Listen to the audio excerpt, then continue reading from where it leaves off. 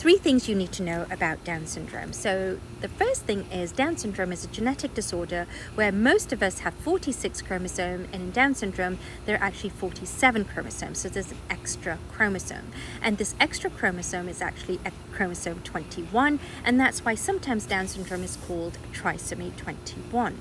Now, this extra chromosome can cause quite a lot of delays, like in milestones, right? And a lot of physical delays, gross motor, fine motor, but also cognitive delays, and that can vary from person to person. Now, this does not mean that children with Down syndrome or individuals cannot make progress. They actually can make lots of progress. And that's the second thing I want you to know, that children with Down syndrome can make a lot of progress, as much, if not more, than children with autism, and it just makes me madder than mad that they just don't get the same support that children with autism get. And don't get me wrong, I absolutely think children with autism need to get the support, but I also think children with Down syndrome should too.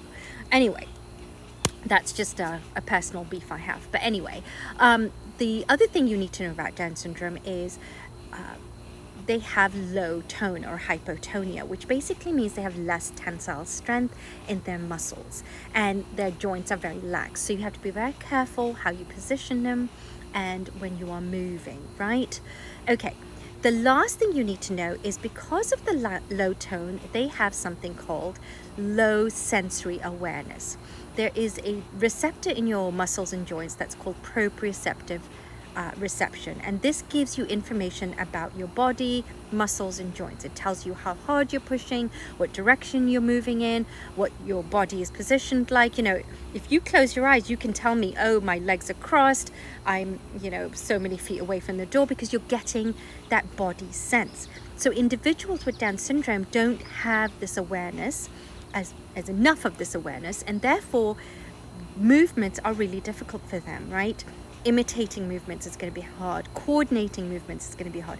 Think about a baby with Down syndrome. When they're learning to crawl, they're not looking at their legs. They have to have body sense and awareness to coordinate and move their legs. So if they don't have good awareness, it's going to be harder for them to do, and hence the delay in those milestones. Does that make sense? Anyway, those are the 3 things I want you to know about Down syndrome.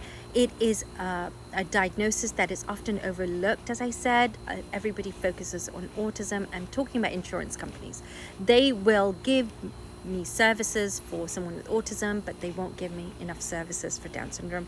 And that to me is just criminal, and it makes me so bloody angry. Anyway, there we go.